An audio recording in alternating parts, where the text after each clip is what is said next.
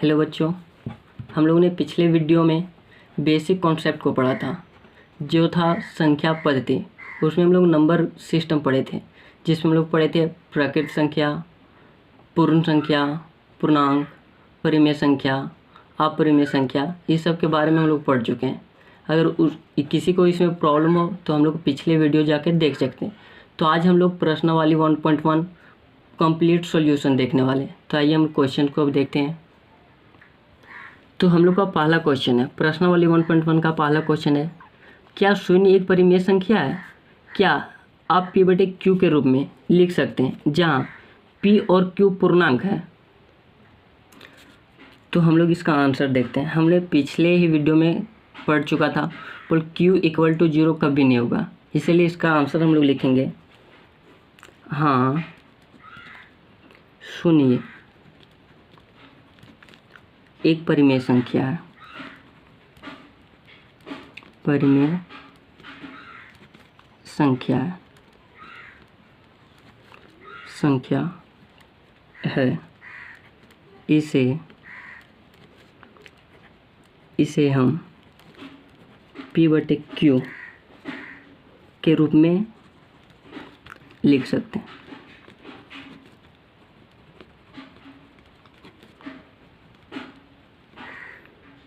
जैसे कि हम लोग जानते हैं, पिछले वीडियो में हम लोग पढ़े थे Q हमारा कभी भी 0 नहीं होगा, तो जाहिर सी बात है हम लोग इसलिए इसका आंसर देंगे हाँ शून्य एक परिमेय संख्या, क्योंकि इसे P बटे Q के रूप में लिख सकते हैं। जैसे कि हम लोग देखेंगे तो 0/2, 0/3, 0/5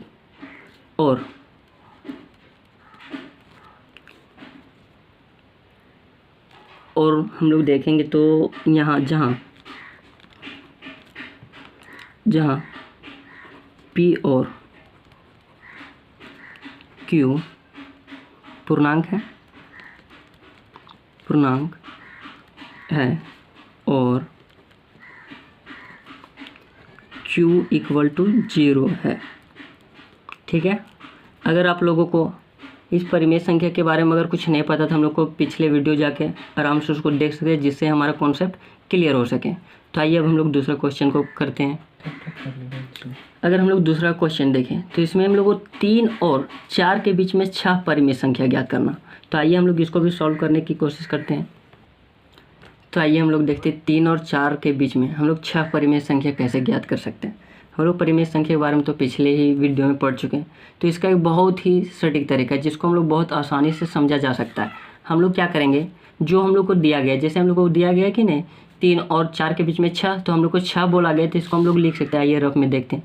तो हम लोग लिख सकते हैं 6 + 1 बराबर हम लोग को कितना हो गया 7। तो हम लोग क्या जी करेंगे, जितना हम लोग को परिमेय संख्या निकालने के लिए बोला जाए उसमें अगर हम लोग प्लस ऐड कर देंगे 1, अगर ऐड कर देंगे तो उसी से हम लोग उसी संख्या से हम लोग क्या जी करेंगे, उसको आगे मल्टीप्लाई करेंगे। जैसे कि हम लोग अभी देखते हैं। आइए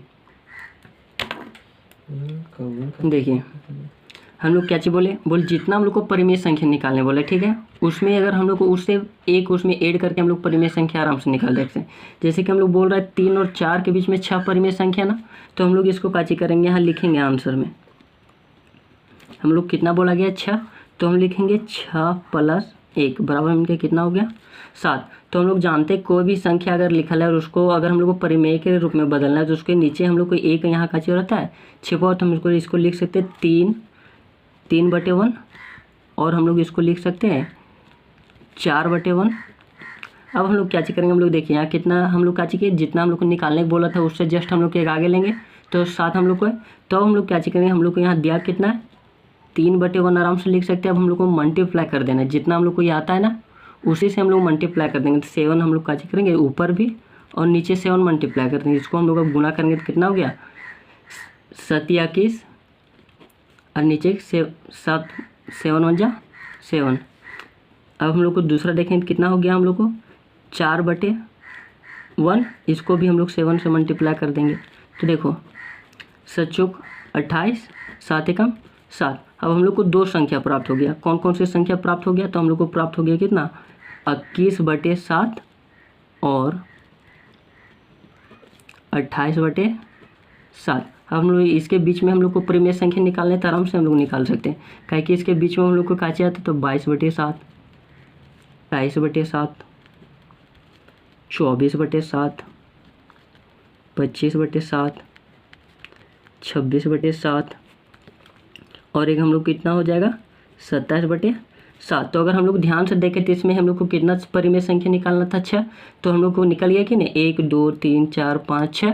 तो इसी विधि से हम लोग परिमेय संख्या को आराम से निकाला जा सकता है। आइए अब हम लोग तीसरा क्वेश्चन को देखते हैं। तो हम लोग को तीसरा क्वेश्चन क्या है, 3/5 और 4/5 के बीच में हम लोग को 5 परिमेय संख्या ज्ञात करना है। बहुत ईजी, अभी हम लोग ने एक विधि पढ़ा था, उसी विधि से हम लोग इसको भी सॉल्व करने की कोशिश करते हैं।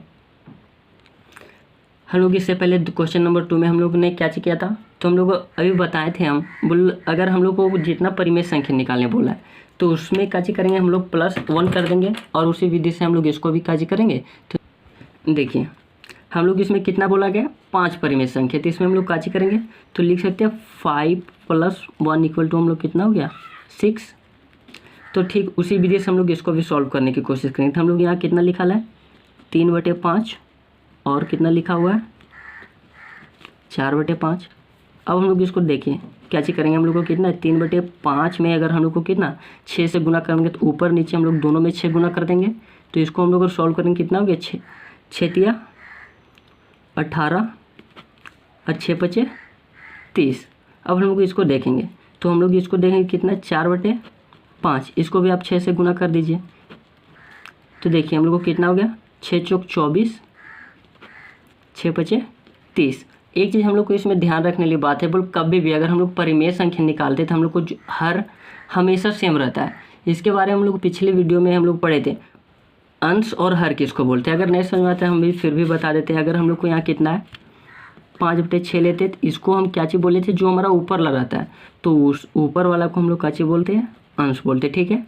और नीचे वाला को क्या चीज़ बोला जाता है हर बोला जाता है, ठीक है। तो आइए हम लोग तो चलिए हम लोग देखते हैं। अब हम लोग को किसके किसके बीच में परिमेय संख्या निकालना है, तो हम लोग को 18/30 और 24/30 के बीच में हम लोग को कितने परिमेय संख्या निकालने, तो हम लोग को 5 परिमेय संख्या निकालने। देखिए हम लोग अब हम लोग जानते हैं 18 और 24 के बीच में हम लोग को परिमेय संख्या बच जाता है।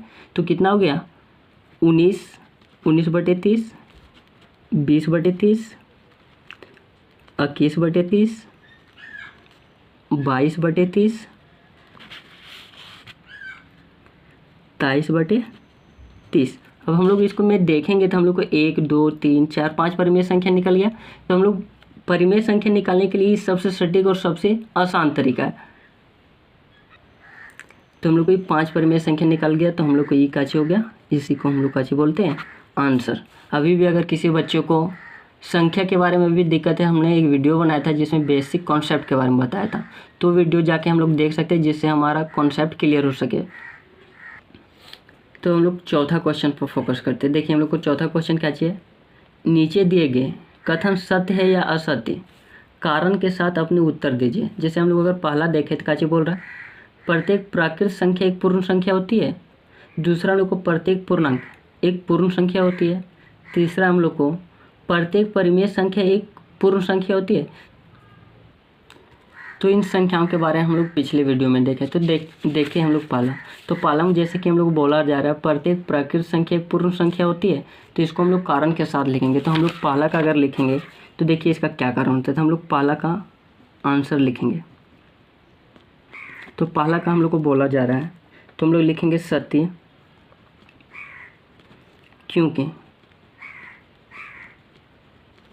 क्योंकि सभी प्राकृत संख्या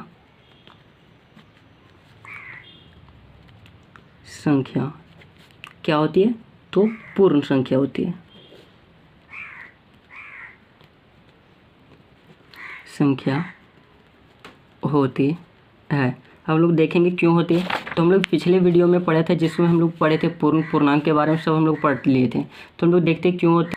तो पिछले वीडियो में हम लोग पढ़े थे बोला कि प्राकृत संख्या क्या चीज़ होती है, तो प्राकृत संख्या हम लोग को क्या था, तो हम लोग प्राकृत संख्या था 1 2 3 4 5। हमने बताया था बोलो हम लोग को पूर्ण संख्या का चाहिए, तो पूर्ण संख्या भी हम लोग बहुत ईजी से समझे थे, जिसमें हम लोग बताए थे हम बोल जो 0 से स्टार्ट हो, ठीक है, जो 0 से स्टार्ट हो और अनंत तक जाए 1 2 3 4 5। तो अगर हम लोग प्राकृत संख्या और पूर्ण संख्या में देखें तो हम प्राकृत संख्या क्या चाहिए 1 2 3 4 5, वही हम लोग पूर्ण संख्या थी, इसमें जीरो आ गया कि नहीं। तो अगर हम इस क्वेश्चन पे देखें तो हम लोग को वही बोला जा रहा था, बोल प्रत्येक प्राकृत संख्या पूर्ण संख्या होती है। तो हाँ होती है, क्योंकि क्या होती है,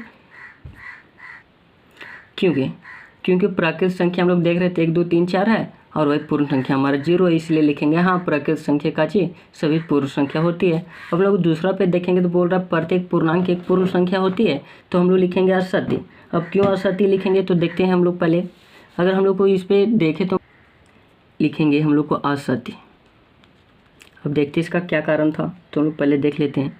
तो लिखेंगे असत्य क्योंकि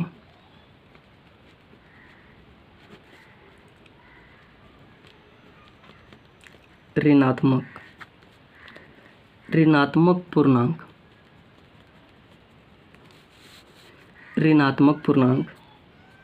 एक पूर्ण संख्या नहीं होती है, एक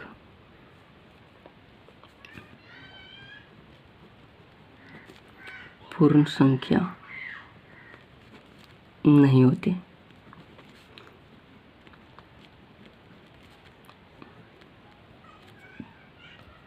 अब हम लोग देखते हैं क्यों नहीं थे, इसका उदाहरण से हम लोग समझते हैं। तो देखिए क्यों नहीं थे, क्योंकि हम लोगों ने क्या पढ़ा था, तो हम लोगों ने पढ़ा था कि ऋणात्मक का चीज तो -1 -2 -3 ये पढ़ा था।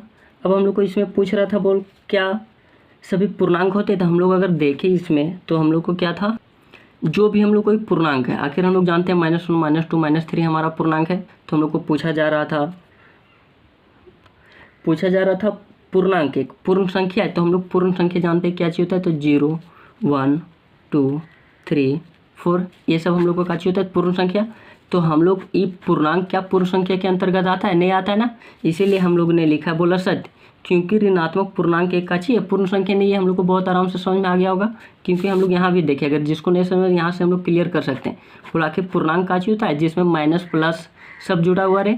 लेकिन अगर पूर्ण संख्या की से बात करें तो उसमें ऋणात्मक संख्या कभी भी आ सकती है, कभी नहीं, इसीलिए हम लोग लिखेंगे क्या, तो पूर्ण संख्या नहीं होगी। हम लोग तीसरा पढ़ते हैं। काची बोल रहा है प्रत्येक परिमेय संख्या एक पूर्ण संख्या होती है। तो हम लोग देखते हैं परिमेय संख्या क्या चीज होता है, हम लोग पिछले वीडियो में पढ़ा था 2/5 7/6 ये सब का चीज परिमेय संख्या। तो हम लोग को यहाँ बोला जा रहा है बोल प्रत्येक परिमेय संख्या एक पूर्ण संख्या होती है, तो लिखेंगे असत्य। अब क्यों असत्य लिखेंगे उस पर हम लोग देखते हैं। तो लिखेंगे असत्य क्योंकि परिमेय संख्या, हम लोग जानते हैं परिमेय संख्या क्या चीज होता है, परिमेय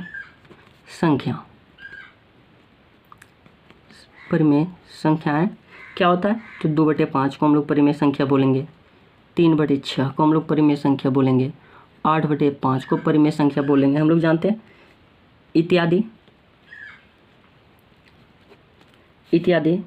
पूर्ण संख्या